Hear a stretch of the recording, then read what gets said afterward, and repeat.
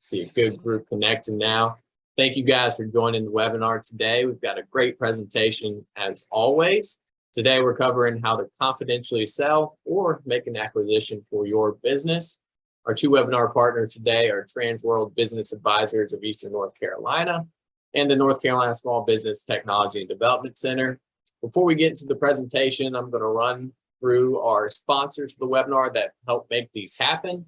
So next slide for me. Our platinum sponsors are ECU, Integrated Financial Holdings, Kilpatrick Townsend, and ECU Health. Our gold sponsors, on the next slide, are Bull & Company MediaWorks and Dominion Energy. And our silver sponsors are the Eatonton Chowan Partnership, Evolve, Martin County Economic Development, Martin Marietta, Nutrien, PNC, and Port of Virginia. So quickly, I'm going to run through the agenda. Our two experts for today, as you saw earlier, are Tony Corey of Transworld Business Advisors of Eastern North Carolina and Ariana Billingsley, the Eastern District Director of the Small Business Technology and Development Center. So what are we going to cover today? Well, you saw the topic, and we really want to hear from you. What are your questions about buying and selling a business? Whatever those questions are, you can click that Q&A box, type them into that Q&A box and submit them. If you already have some questions, go ahead and please submit those questions for us, and we'll either address them throughout the presentation or at the end. So what are we going to cover? Well, why do owners sell their business? They work so hard to build that business, so why would they want to sell it? You can't work forever, so we're going to address that. And why would buyers want to purchase a business? And on the selling process, what does that process look like? How do you approach that process? How do you prepare to sell your business? What do you need to have in order? What does the timeline look like, and how long does it take? We'll also cover some of the funding options available and also all the resources available as well to help you buy and sell your business. And next, I'll introduce our first expert for today, Tony Corey of Transworld Business Advisors. So Tony, if you're ready, I'll turn it over to you. Yes, thank you, Trey. Good morning, Ariana. Good morning, Van. Good morning, all attendees. Appreciate being allowed to speak today. Tell you a little bit about myself. I live here in Greenville, North Carolina. My wife's from Kinston. My children have been raised here, been here over 30 years, 32 years now. It's hard to believe. And just have a real passion for Eastern North Carolina. Owned a couple businesses, engineering background, business degree, and just love, you got a vision of helping attract capital investment to Eastern North Carolina. And so it's a great place to live, work, and play. A little bit about Transworld Business Advisors. We are a business broker, M&A advisor, business intermediary, comes by a lot of different names, but basically we focus on helping buyers buy and sellers sell, all confidentially. So you'll never see our sign. It's very important that sellers don't want their employees or their customers to know they're for sale. And so everything is very concierge type service, personal one-on-one working with sellers and buyers. About 90% of what we do is sell side representation, typically, because we have a buyer database of over 400,000 pre-qualified buyers. Transworld, we're the largest, fastest growing business brokerage and M&A firm in the world. Business valuation services. So we basically help with that analysis. And then we're connected to a wide variety of professionals, including lenders, CPAs, attorneys, financial advisors, real estate agents, mostly on the commercial industrial side, and as well as appraisers. The area that we service, in particular, we have a personal passion and mission for basically attracting capital to the eastern part of North Carolina. So as you can see on this map, everything from Wake Forest, Henderson, down to Fayetteville. We got a little bit of Raleigh, east of Raleigh, and up through Nags Head down to Southport.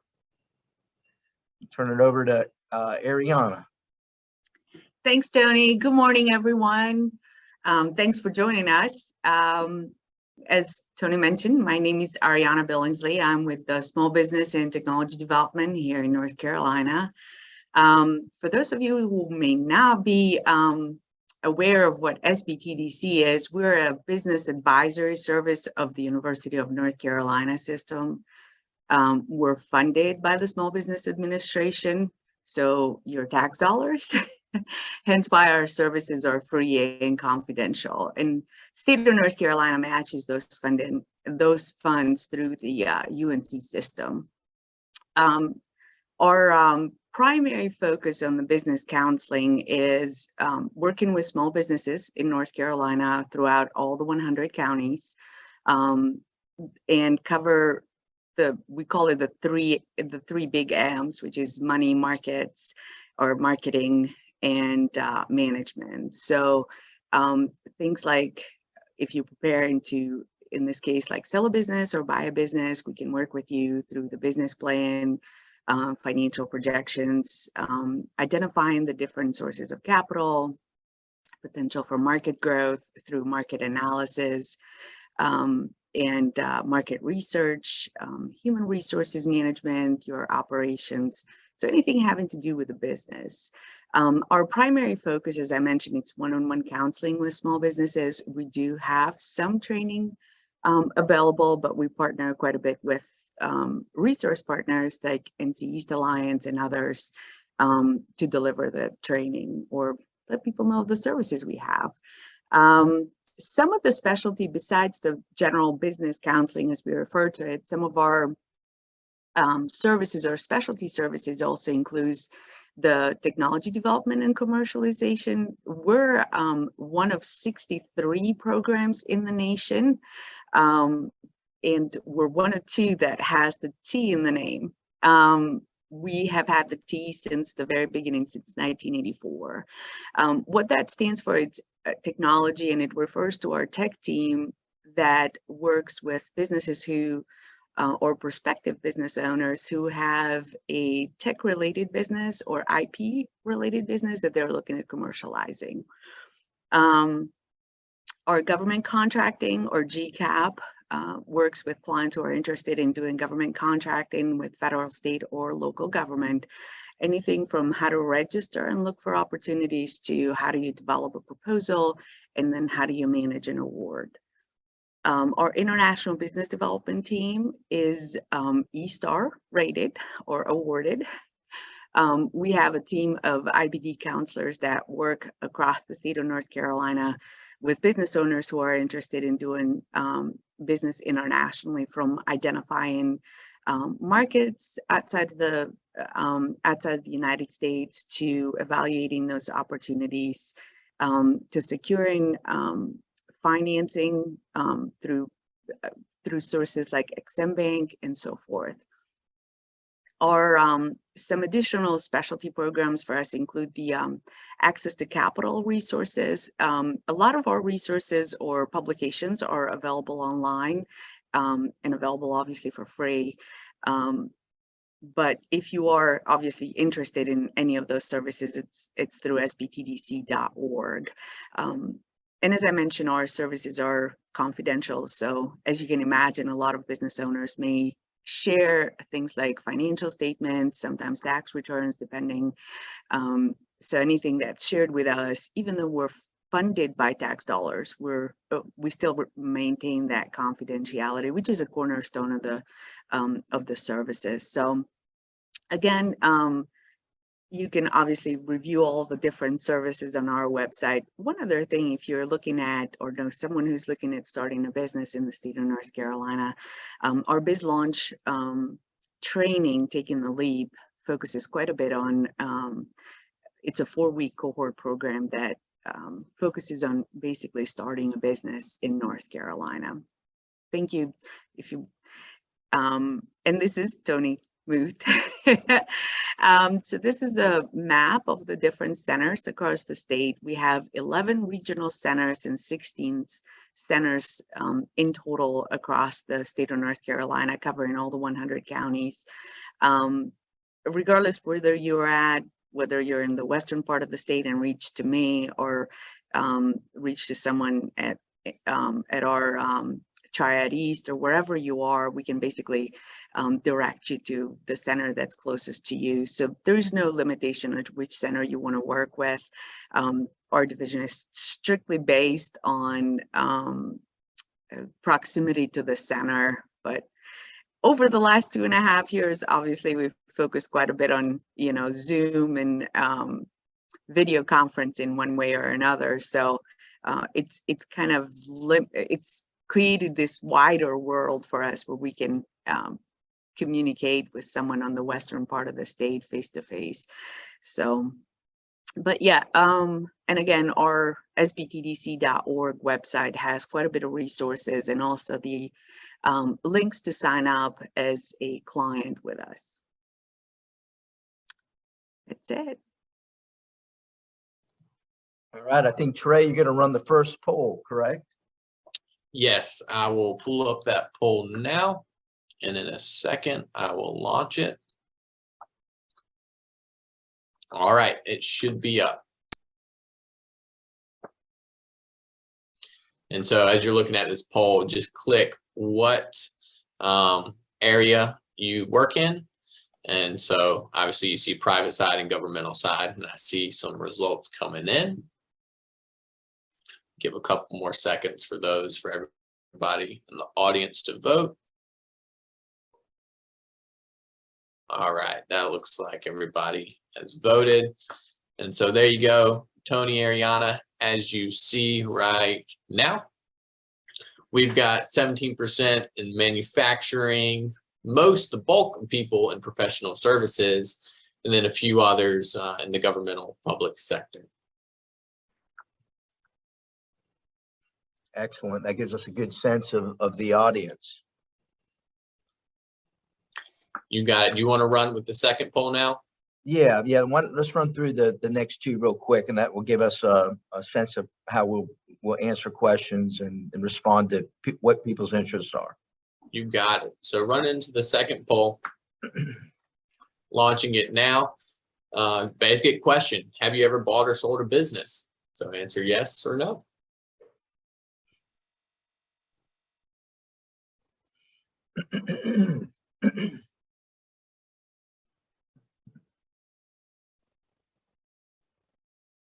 Awesome. Looks like we've got everybody now. And as you'll see, we've got a split 50-50. Yes, some people have sold a business. No, some people haven't. And so, Tony, I guess we'll roll right into that third poll question. Let me get it popped up here in a second.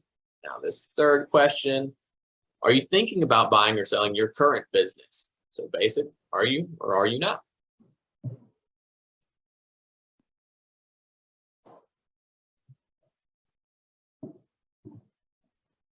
All right, a couple more seconds, and we've got a few more people that need to answer. All right. And as you'll see, we've got 36% people are interested in selling their current business. And Tony and Ariana, I think that's where you guys pop in. Yeah, excellent. Thank you for running those polls. Great mix. Yeah, for sure. All right, advanced. So, all right. So when I'm going to talk about why people sell, a lot of times, people think, well, I got to retire. I'm just ready to sell. But there are obviously situations across the gamut, right? People are tired, they're burnt out, they're ready for a change. I did something for almost 30 years working in the manufacturing healthcare sector, and loved what I was doing, but I just wanted a third chapter of life. I wanted to do something different. So that's okay. So there is life after what you're currently doing. If there is a passion to try something different. Many times, especially unfortunately here in Eastern North Carolina, as much as we have a passion of growing and attracting capital, sometimes the younger generation, they want to go off and they want to live in Charlotte and Raleigh and New York and different places, and they're not ready to come back yet to take over the family business. Many times it's better for the sellers to consider selling so that the parents will have those retirement funds and then maybe help their child, invest in a new business, give them some seed money. Very often, you have situations, unfortunately, because of divorce or health issues, financial issues. People are saying, hey, you know what? I'm at a point in my life where I'm good. I don't want the downside risk of the market changing. Maybe it's a good time to sell, or they need additional capital to grow. And this is many times often the case where things are actually going well, but yet you need to go ahead and either get some additional funding, go borrow some more money, get into a deeper line of credit, and you're like, I don't know if I want to take it to that level. And you'd rather have someone come in. You can stay on with your business, right? And you can potentially have a bigger upside, cash out once by selling confidentially, stay on for 2-3 years. And if you help take that new company that is bringing in that capital, if you help grow that business and the revenue and the profitability, you might get that second bite of the apple, as we say. Why do people buy? Well, a variety of reasons, right? You have a strategic buyer that wants to expand and grow. They want to have a presence in the Southeast. We're seeing that. People from the West, from California. We sold a machine shop recently in Wilson to a buyer out of California. We've sold a business to a tennis club to a buyer out of London here in Eastern North Carolina. So you have situations where businesses want to, they need additional staff. We all know how hard staffing and personnel is, or construction costs are so expensive. So they need additional real estate. Instead of building, they acquire, and they get the capacity. Maybe there's a manufacturing plant that's not running at full capacity. Not only do they pick up personnel, but they pick up additional space for warehousing and logistics. They're bored with their current career path. They're buying themselves a job. And what most people don't realize is that you can buy, if you're looking to acquire, with all the financing tools that are out there, you can buy a business for as little as 10% down. So you can buy a business doing $2.5 million in sales. And if the business is priced at $1.5 million, you for 150 grand, you can be in that business. So basically, instead of working for someone, they're saying, hey, you know what? I'm going to buy myself a job, and I'm going to build equity. And then at some point I'll sell it. And that, in many cases, that's their retirement. They're tired of working for someone else. They want to take control of their own destiny. And then, my favorite is fulfilling the American dream. The American dream is not dead, and you can be successful. It's still in this country, despite all of the noise that we hear in politics. So you can grow both professionally and financially. Ariana? Awesome. So let's look at some U.S. macro statistics regarding the business world. Based on the SBA, or SBA uses two types of definitions when they're talking about a small business. If you're a manufacturing type business, it's based on the number of employees. And that can range from 250 up to 1,500 employees. Yes, 1,500 still considered a small. That's typically aviation type businesses. And then if it's services, then typically it's the sales that determine whether or not that business is small, and that range anywhere from 7 million upwards of 35 million or 37 million for construction companies. 90% of the businesses, and this should not come as a surprise, 90% of the small businesses or of the U.S. businesses are actually what's considered a small business. And that's typically below 500 employees, or like I mentioned, the earlier stats on the size definition based on the SBA. 50 to 90% of a business owner's net worth is tied to the business, and I've seen that. We work with tons of businesses, and that's quite true. Even here in North Carolina, only 20 to 35% of the businesses who list, and this was actually a pretty impactful statistic to me, and for the businesses or small businesses that we work with, end up being successful after they listing to sell their business. And there's lots of different reasons why that doesn't happen, but that's something to keep in mind when you're looking or considering. Tony? And remember to mute and unmute. Thank you, Ariana. Yeah, so why Eastern North Carolina? Why North Carolina? Why Eastern North Carolina? Well, most of you probably have seen recently in July, CNBC actually ranked North Carolina as the #1 state for business. We've always been up there in the top 5, but as a business advisor, we have seen a significant amount of traction with regard to people who want to move here. You know, why do they want to move here, right? I mean, you have 4 seasons. You've got the cost of living is reasonable. You have access to the water. You think about the inner banks, the outer banks of North Carolina. I mean, we have, you know, from Virginia, the Virginia line to South Carolina, almost 3,000 miles of waterfront when you look at the whole inner banks area. You look at Charleston, you look at Norfolk, you look at Virginia Beach. We're a big secret. I mean, we're not going to be a big secret for long. And so people love this state and a lot of great things. You're not far from Raleigh if you want to go to Raleigh, but we have a lot of good quality things here in the eastern part of the state. Affordable business factors such as labor and property. If you go to the big cities, most of the property is owned by developers, right? So they're here in Eastern North Carolina, most of you business owners own your own real estate because you can. It's more affordable. That's very attractive to buyer prospects from outside the region. They want to own their own land, own their own property, own their own land. You know, we have the great community college system. The state of North Carolina, I think, ranks #1. Universities, we got access to good health care. Transportation, you know, we're not far from the port of Norfolk and Charleston. In Wilmington and Morehead City are improving.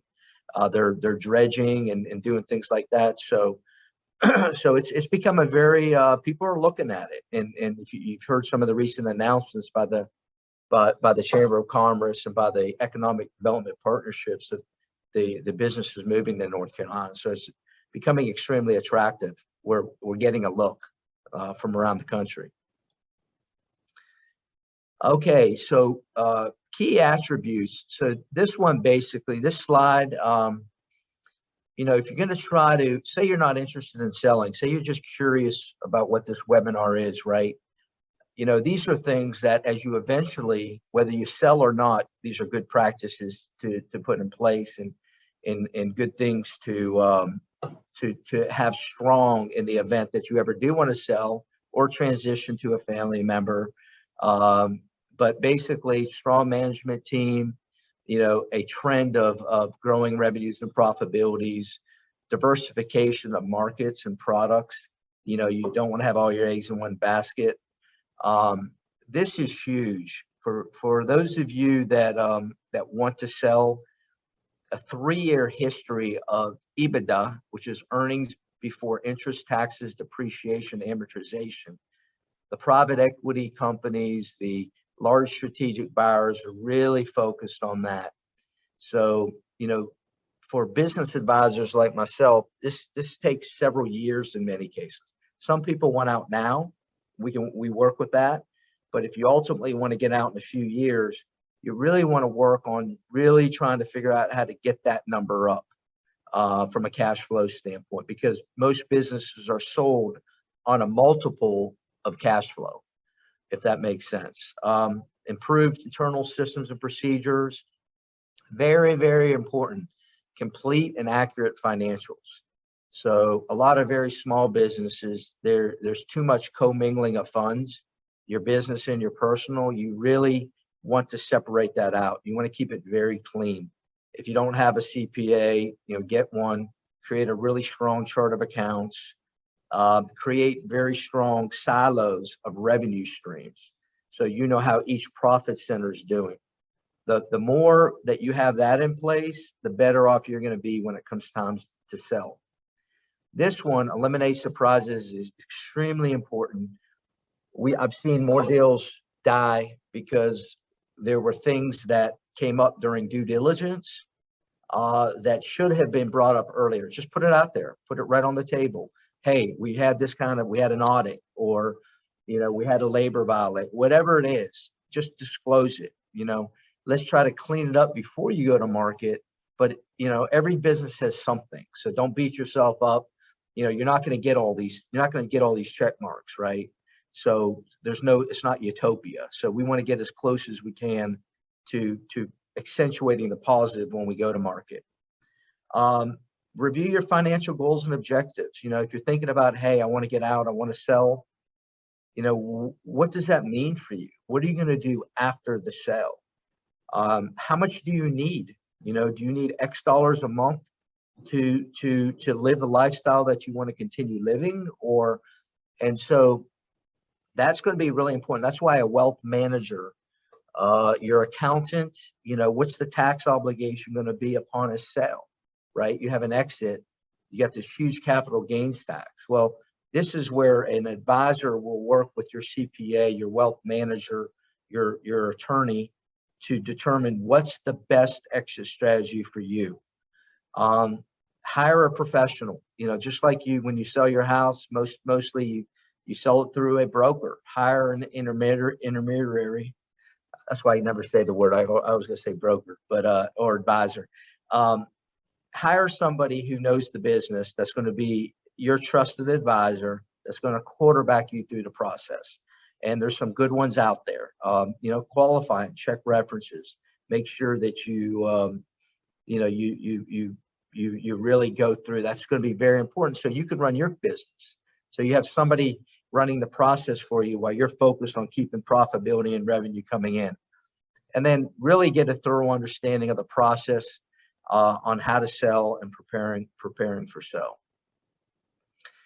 I love this flow chart, because this kind of boils down the process, the right process of working. When you work with an advisor, it typically takes 6 to 8 months to sell a good business. It starts with the client interview and collection of information. This is the part I like the most. This is the part where you sit confidentially, you listen. Okay, we listen and we say, what is your motivation? Why do you want out? What is your timeline? Why don't you have a family member involved? Many times this right here, you might have 2 or 3 key employees, but they can't afford to buy your business. You don't want to go and do 80% seller financing, because if you're a seller, you don't want to get that business back, right? You're like, look, I'm done. Mentally, I'm done. You're either all in or you're all out. Well, many times you got that great employee or two that have been with you for many years, and you feel kind of bad thinking, wow, gosh, they've been so loyal to me for so long. How do I sell it? Well, there's a way to pull them into the deal. So, for example, we have a roofing construction company under contract right now that is hopefully going to close next month, scheduled to close in September. But one of the key employees is going to own 30%.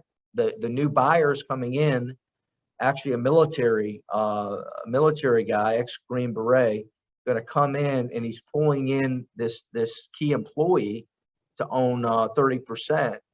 Makes the seller very happy that you're pulling in one of his key employees. It sends a good message to the employee base, and then it also gives continuity for the buyer as far as vendors and how they do work, and the type of service and suppliers they work with, clients, etc. So this is one of the most important things, is really connecting, and a good advisor is going to collect the information, understand your motivation, Then they go through the valuation process, and it's a very thorough. Typically, you look at 3 years of tax returns, 3 years of profit and loss statements. You look at the balance sheet, see what kind of inventory, what kind of liabilities, assets, etc. And then we come up with a valuation based on historical comps that have sold within that particular sector. So, for example, in the machine shop, we've sold a bunch of machine shops over the years, and they're running at multiples of about 4.5 to 5 times EBITDA. So we'll come up and we'll give you an idea of what those will sell for. Signed marketing agreement. So this is where it's a 12-month agreement when you work with an advisor, typically, because it takes every bit of 6 to 8 months to sell it. And we don't get paid unless we sell it. So we don't take on every listing. So we're very selective on the clients we work with. We want to work with folks that are motivated, number one, clean books. And if they're not clean, we need to disclose why and just put that out there up front. And then we need to price it properly. We then create an very detailed, about a 13, 14-page executive summary. We go to the market with a teaser. Okay, nobody knows the name. Southeast U.S. Plumbing Wholesale Distribution Company doing top line of $6 million in sales at a seller discretionary earnings EBITDA of $800,000. And so there's a little teaser that what happens is we're on all the business for sale websites. We have our own database of over 400,000 buyers.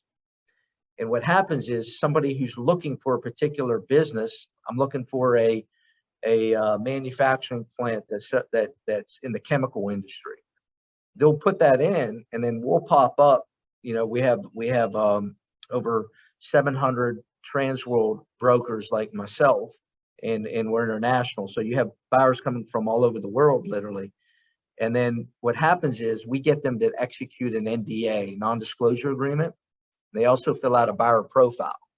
That buyer profile will tell us whether they have the wherewithal to purchase. Then you have a buyer-seller meeting. Nowadays, we're doing a lot of this online, so it makes it real efficient until we get a letter of intent.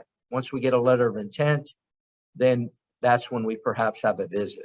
So every business that we've sold, we showed no more than twice, because we looked for ways to decline them. Nope.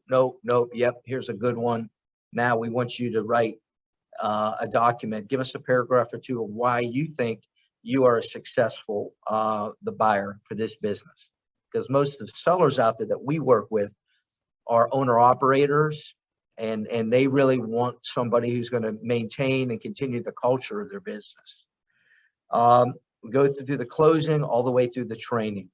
So this is a very thorough process. And so whoever you work with, if you ever decide to sell, you want to ask them about their process and dig deep and ask those questions. Okay, financing for purchasing. How do we do this? So you have equity, right? So you have funding from strategic buyers. You have private equity money, these are pretty much all cash deals. And then you have for the smaller deals, you have personal funds. You have somebody who's willing to invest their personal funds and or family, friends and family money. Ariana, why don't you touch base on some of the debt financing? Yeah, thanks, Tony. So a couple of things that I wanted to mention in terms of debt. Obviously, there's two ways, and hence why we split it that way. You can either finance it through equity or finance it through debt. If you're looking at financing through debt, there's different options. Obviously, a commercial loan, it's always an option as a business owner. A personal loan, we've seen quite a bit of those as well. SBA has some loans, especially for small business owners, particularly.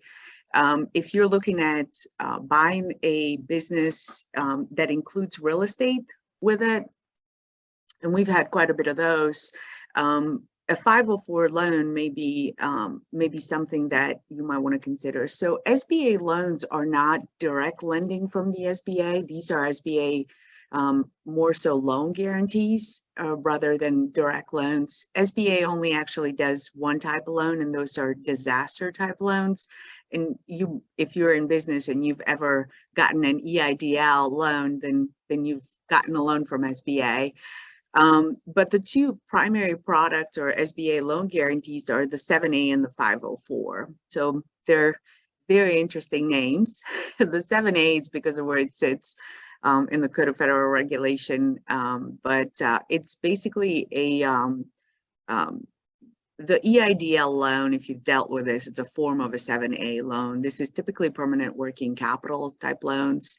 The owner or prospective owner would have to come up, with anywhere between 15 to 18% based on my experience with dealing with small businesses, depending on the type of loan and depending on, what type of business you're purchasing. The 504 loan, and it's 504 because it's 50, 10, and 40. What this is, it's basically includes real estate, real property. 50% it's typically the bank, 10% is the business owner, and 40% it's what we consider a CDFI or a community financial development type or non-traditional lender. The typical 10% may vary. So that can be 10%. Typically, it can be 15% if it's a brand new business owner. So for example, if it's a new business owner buying a business, then it can be up to 15 or 15%. But if it's an existing business purchasing another business, like for example, if it's a restaurant owner buying another restaurant, that can be 10%. VA loan or VA guarantee type loans open to veterans. Again, it's a guarantee, it's not a direct government lending. Same thing with USDA loans, there are guarantees. Typically we see those on like farming acquisitions or specific areas in the state. And then, as I mentioned, the non-traditional lending, this is your CDCs and CDFIs, so community development organizations and such.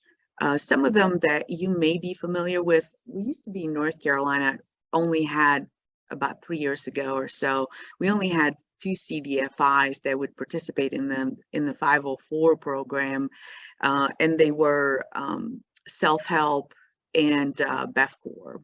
Since, or over the last 3 years, we've a few others have entered the market in North Carolina. So there's quite a few more out there, maybe a half a dozen or so that participate in the 504 program.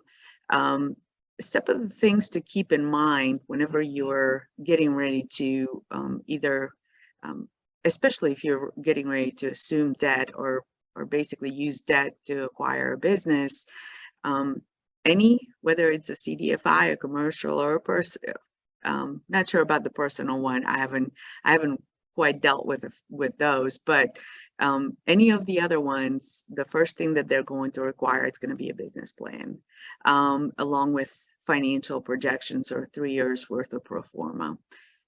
If you're buying an existing business, that's actually not that difficult to put together, but that's where SBTDC and our general business counselors can help you with identifying what are some of the areas. And we've worked pretty closely with several different banks in the state to help a company through or a business prospective business owner through the process of getting of securing debt, basically.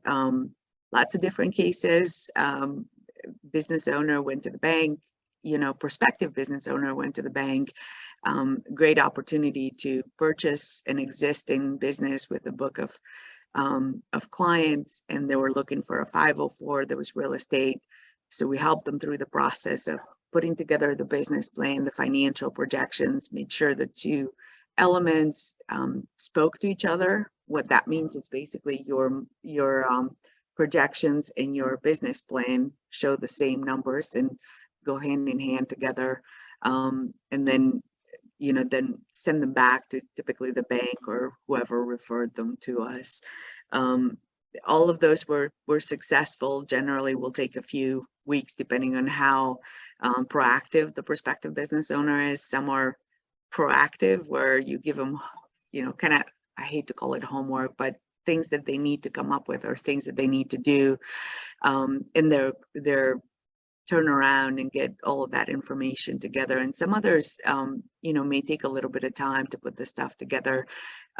So it can move to your speed, basically, as a prospective business owner. Thank you, Ariana. One point just to bring up is this SBA loan. We have done probably about 30% of the sales that we've done over the last 4 years have been SBA 7A loans. And so the way that works is that a buyer can put as little as 5% down on that if the seller is willing to do up to 15% seller financing. And now that 5% will go on standby, what they call standby, meaning that you will accrue interest on that amount, and you do not get paid out on that until the SBA loan is paid off. But what's real attractive about the 7A, SBA 7A loan is that typically the buyer only has to put in about 10% if the seller is willing to put 10% in, do seller financing. The seller could get paid back if the multiples are right. But that is a great way to get into business. Now, there's a lot of restrictions and guarantees and things that go with the SBA loan. And typically it's a little bit, the interest rate is prime plus anywhere between 2.25 to 2.75, and it's variable. So that's the watch out with the changing interest rates, but we can help navigate through that.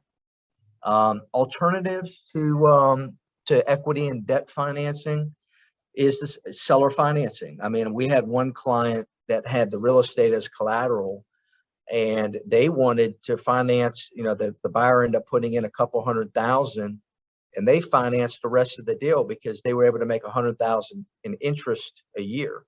Now, obviously, that's a lot more risky for a seller if in the event that the buyer defaults, but he does have the building as collateral. So this is based on your risk tolerance. If you don't need the income from the seller financing and because you're going to pay a huge capital gains tax, right, if you sell, but this here spreads the payments out and you only pay on the money that you receive.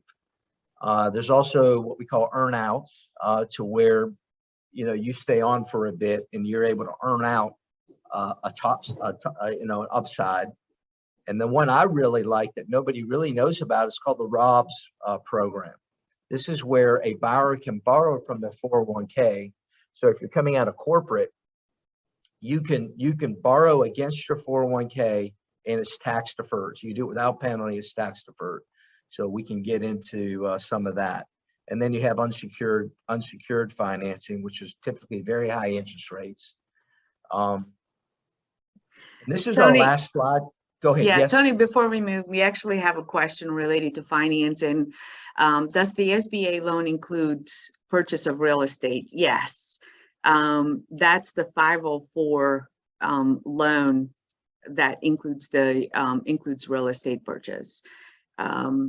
Actually, as a matter of fact, just got hot news off the press from SBA about the 504 loan. 504 loans go all the way up to 25 years. And they just announced the newest August rates.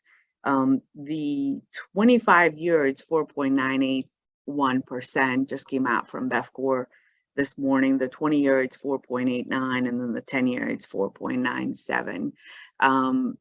So yes, you can use, and we've seen many small businesses actually use the 504 loan to purchase real estate.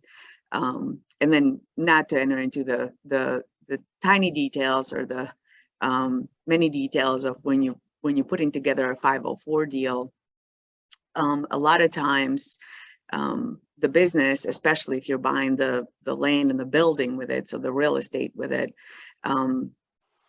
they do basically the two different products. If you're buying the operating entity with the 7A and then the real estate with the 504. Yeah, I hope that answers the question. Yeah, no, and in addition to that, the blended rate, right? So businesses are typically financed over 10 years, the real estate over 25. And you can do the SBA 7A will do a blended rate of 17 years, which makes the principal and interest more affordable. And typically we see the 504, right, Ariana, on purely real estate transactions. The 7A is the 7A, you can do the business and the real estate. But thank you for weighing in. Hopefully that answered the question there. And then okay, and then our last slide before questions is here's, I know Trey's going to be sending this recording out, so we'll have this as reference. But this is just some resources, like you've heard about the SBTDC. You have business exit consultants that will prepare you for a sale. So SBTDC is really good to work with. It's free. There's counselors there that you can work with. You also have, CPAs, you have business advisors like us. You have financial advisors that will prepare you over the course of, if you're not ready to sell in the next 12 months, over 18, 24 months on, let's get ourselves in a position to sell. And then you have industrial expansion solutions, which is part of the state, and that's a lot for manufacturing. They come in and they'll help. We have contacts down here for each. And then I threw in legal aid only because there are many businesses that if they're in trouble, legal aid is free. There are attorneys that volunteer to help, and you can use them as a resource to start with, and they can help guide you. So why don't we stop there? And Trey, if you got other questions that have come in or from anybody, we really appreciate doing this. And I've worked with Ariana for many years, and I've referred a lot of folks over to her when they need a good counselor, somebody who is in the region and could help them put together a good plan. Yeah, thank you, Tony and Ariana. We do have a couple of questions that we'll get to. I want to thank you guys for this presentation. I mean, I think it's most people's dream to own a business one day. And you guys are definitely the experts to help people assist with that, as well as people that are interested in selling a business. I'll reiterate, like Tony said, this is a recorded webinar, so it will be sent out as a resource for your use or for anyone that may be interested in this topic. I'll send that out tomorrow along with Tony and Ariana's contact, so everybody can have that. A couple of questions that we have. First, Tony, you mentioned kind of outside forces. We're in a very interesting economic time. See high inflation, see talks of recession. Now with businesses out there that are interested in selling, what does that mean for them? Should they wait or should they go ahead and start the process? Yeah, so good question, Trey. We're seeing an unprecedented amount of people looking to buy. I mean, they're still out there looking to buy. They're tired of the corporate world. They're tired of working for someone. They want to get out of, I'm originally from Ohio, right? I love Ohio. I love the people in Ohio, but I don't like the snow too much. So people are moving to the South, and North Carolina's got 4 seasons. The interest rates are still at historic lows. I mean, most people don't remember the days when we had 18% interest. I mean, there were days when we had that high interest.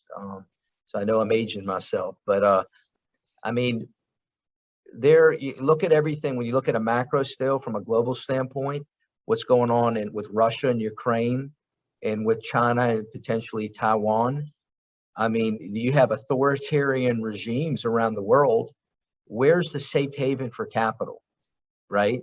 It's America. For all the faults that we think we have, we still are a light to the world. And so And I think, you know, that's what I'm excited about what you do at NC East Alliance, right? Is you got 29 counties, you're trying to promote the region, right? To attract capital. And that's what people like Ariana and I are doing too, because we love it. I mean, I've lived here 32 years. It's my adopted home. And so to answer your question, I mean, there are going to be people looking to buy and looking to sell. And you don't want to wait till things get bad before you sell. So if things are going good, that's, you know, it takes 6 to 8 months to sell. And then the new buyer is going to want you to stay on for another 6 months to do a good transition. You're still talking about 1.5 to 2 years to get out, right? Even if you decide to sell now. So hopefully that answers part of your question. You got it, Tony. And as we've seen and what we do, we've worked with a lot of companies, international companies from those distressed countries, and they see the U.S. as just a wide open market where they could be extremely successful. And we've already had companies specifically out of South Africa locate here or buy a business here and become very successful. So you're exactly right. America is the place to be. Ariana, any additional input on that question? How have you seen kind of business starts in your world? Are they continuing to increase in people starting businesses as often as ever? Oh, we've been in record years over the last 3. We're shaping for the 4th year in a row to be in record years. There's a good reason why North Carolina is #1 to do business. And so according to the North Carolina Secretary of State, 2019 was a record year at 100,000 new business starts in North Carolina. In 2020, we surpassed that by 27,000. So we were at 127,000 new business starts. 2021 surpassed that by even more at 178,000. That's like unheard of number of new business starts in North Carolina. And remember, new business starts is not just, you know, someone just opening a business. It's a brand new purchase. It's someone relocating their business in North Carolina. So it includes a lot of different factors. And this year we're shaping up to be another record year. As of the end of June, there were 93,000 new business starts. So we're on track to surpassing the 178,000 from last year. So definitely it might not look like it because of the issues that we see in the market, from supply chain disruption to funding, financing, all of that. But despite all of that, I mean, it shows an optimism on the business starts. I think coming out of COVID, people are thinking about more creative ways and things that they want to do that, you know, kind of became the forefront during the 2.5, almost 3 years we've been on this kind of more restricted interaction. So yeah, the market is still as hot as ever for anyone that follows it. It's impressive. Now, Ariana, with people contacting you for your services, first of all, let's reiterate, how much does it cost to work with you? You do a lot of stuff that seems really expensive. How much does that cost? I hate to say free, but it's prepaid by tax dollars. So it's your tax dollars at work, basically. So yeah, it doesn't cost anything to work with one of our business counselors. We have 90 plus counselors across the state of North Carolina. Many of them have a varied experience. So we have almost, I'd have to do a mental calculations really quickly, how many of us have actually owned our own businesses. And once we got out of that, decided to do something creative like counseling people on how to, and as Tony said, we do this because we love it. It's something that it's very rewarding. You know, I've been at this as an organization. It's been around over almost 40 years now, but I've been at this for almost 10 years, and I absolutely love it. I mean, you get to see the business who moved in, and you were talking about some of those, and you and I, Trey, have worked together on some of these businesses, and with Tony as well, starting out, like we're deciding to set up here. This is sort of where we want to work. And then, fast forward 5 years later, they're hiring, they're expanding, they're buying a new facility. So, I mean, it's rewarding on our end, but as far as the folks on the call that are interested in the services, we don't, it doesn't cost anything. Thanks for paying your taxes. Awesome. My fiance just started a nonprofit. We had a ton of questions. The first people we called was the SBTDC folks over there, and they helped us out a lot and are still helping us out. So we're still navigating that process. Awesome. We've still got a few more minutes for a couple more questions. So if you have any, please type them in the Q&A box. Van, I think you're still on and may have a couple of questions as well if you want to pop on and ask those. Yeah, thank you, Trey. So early on in this presentation, you guys were talking about cleaning up businesses, whether it was a cash business or whether they intermingled personal activities in the business. I've heard, I'm not sure if this is true, that people take cash and don't even put it in the bank and don't report it, but all kinds of issues that you have there. Do you have to clean up 3 years worth of future work before you can sell it, or can you really clean it up for 1 year and use that as an example for the previous 3? Because Tony, you were talking about you're basing it on 3 years worth of tax returns or whatever else. So if there was a problem, how soon can you typically go ahead and sell it after you clean up some of that stuff? Good question. So really the most important thing, Van, more so even than the 3 years, is the disclosure of what you're doing. A lender is not going to lend based on cash receipts that aren't recorded. So many, and so that's how most people are going to buy something, right? And everyone's not going to have all cash to buy $1 million business. So it's very, very important. While you think you're making money by not paying taxes on the front end, you'll pay for it on the back end. And typically we get a higher price. So if you're showing good cash flow, if you're showing you're paying $300,000 in taxes each year, or you're showing the net operating income, and that's what you claim, then when banks, we use the same multiples that banks use, and there's historical comps out there on multiples based on cash flow. That is what a lender is going to pay on, and people will pay a premium. As that approaches $1 million of cash flow, EBITDA, the multiples go up really high. So, you can, for a business broker like us, when we do our recast of the financials, we take the tax return, and then we do the adjustments. What's the owner making? What are all the health, life insurance, their auto vehicle, their ECU football tickets, anything that's going in there? If they've got an addition at their beach house that they've done through the business and it's under repairs and maintenance, we'll show that as an add back, because the new buyer is not going to have that, or it's the discretion of the new buyer to do it. But the tax return here, but the adjustments, you've got to qualify and quantify. We're not the IRS. So, you've got to show where it's coming from, but a lender is not going to lend based on that. Okay. With those add backs. So, ideally you like to have, motivated seller with clean books, priced right. And they're going to get a discount on the price typically if it's not all clean. And it raises a lot of questions to the buyer. Okay, what else is going on? So hope that answers your question. Yeah, I got a couple more real quick. Do we have time, Trey? One more, Van. Okay, which one do I want? Give me two.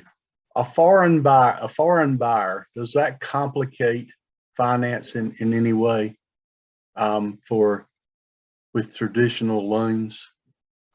A foreign buyer, I'll chime in real quick. A foreign buyer cannot get an SBA loan. So they're not going to be able to get a government loan.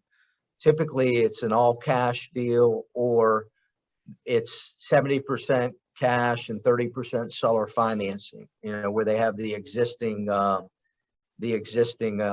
folks stay on board, where, they stay and they do some seller financing. So that helps them get in. Now they can do traditional lending, but they can't use, and Ariana, you correct me if I'm wrong, but they can't use any U.S. government funding, SBA, USDA, any of that.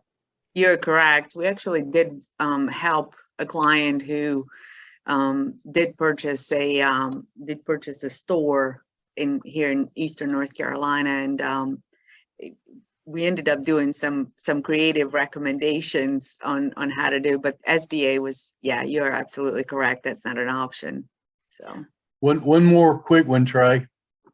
I really got 2 or 3, but here's a quick one. So we're in the Southeast. I'm an 8th generation guy that took a special family building that had charisma and character to it. That became my sales office, business office, whatever, and it's next door to the manufacturing piece. Is it typically almost impossible to retain something that I lease to the new seller? The new seller wants it all, building, land, everything clean, or can I keep and rent, lease back? Or do you typically see that's a complication you just don't want to deal with? No, for sure. I mean, it depends on the seller, right? We sold a plumbing distributorship to a private equity group, and they didn't want the property. They wanted to lease it. So they ended up leasing it. So a lot of it depends on the seller. You do open up a lot more, the funnel more for a higher price because of the blended rate of the 25-year on the real estate, 10 on the business. You do open up the funnel a lot to a lot more looks, which gives you ultimately a higher price.